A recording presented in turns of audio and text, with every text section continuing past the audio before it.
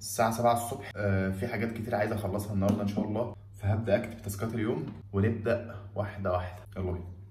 وإذ يعدكم الله إحدى الطائفتين أنها لكم وتودون أن غير ذات الشوكة تكون لكم ويريد الله أن يحق الحق بكلماته ويقطع دابر الكافرين.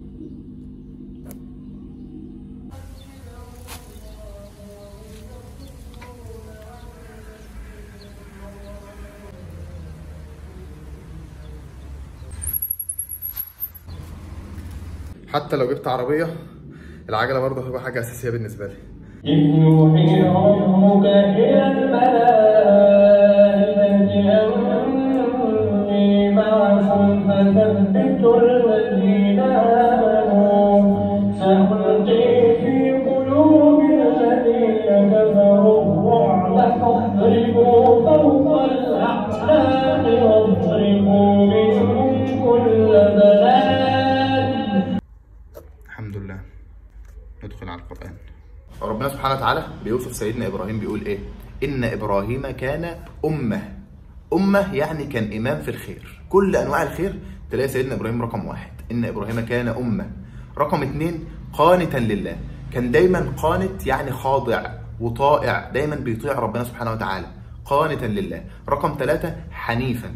حنيف يعني مائل عن كل طرق الشرك، كان مسلم بس ما يعبدش صنم، ما يعبدش مثلا اي تمثال او اي كده، لا بيعبد ربنا بس. حنيفا ولم يكن من المشركين. ايه كمان؟ رقم 4 شاكرا لانعمه.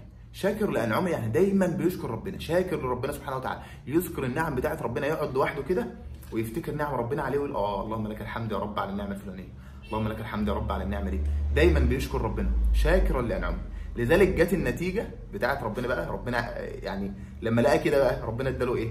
اجتباه وهداه الى صراط مستقيم. اجتباه يعني اختاره للرساله بتاعته، ان هو اللي هينقل الاسلام للامه. اجتباه.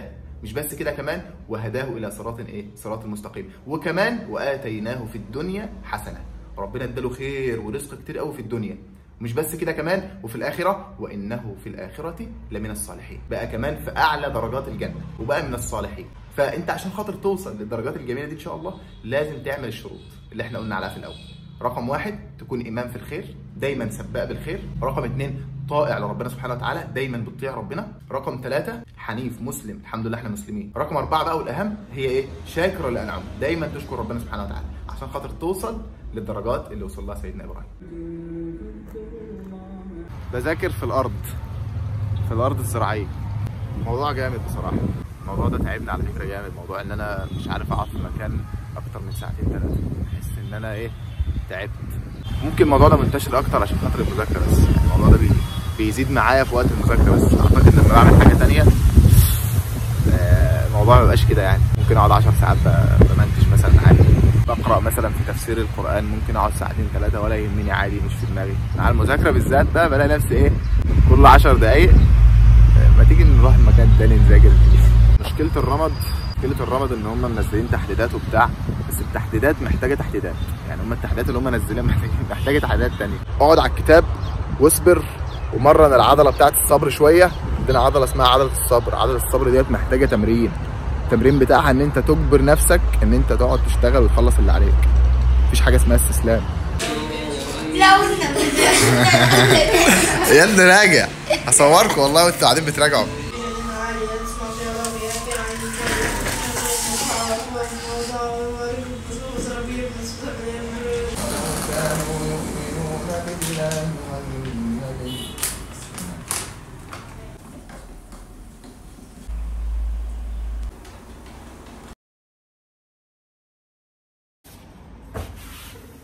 ايه الاخبار؟ عدنا اليكم من جديد.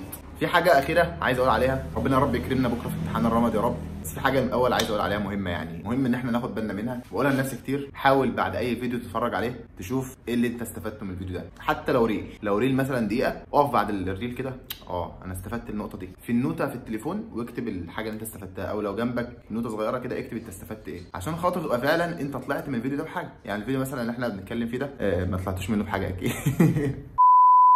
لا ان شاء الله الناس استفادت من الحته اللي كانت في الاول خالص بتاعت الفيديو، لان ان شاء الله في كل فيديو هتسمعه هتلاقي في حته كده هتطلع بيعمل فيديو، الحته بتاعت سيدنا ابراهيم. والله العظيم فعلا احنا محتاجين نطبق الشروط ديت عشان خاطر ربنا يكرمنا دنيا واخره، وده دايما انا هقعد اتكلم عليه في كل فيديو، احنا عايزين ربنا يكرمنا في الدنيا وفي الاخره، ربنا اتنا في الدنيا حسنه وفي الاخره حسنه وقنا عذاب النار، ده الدعاء بتاعنا.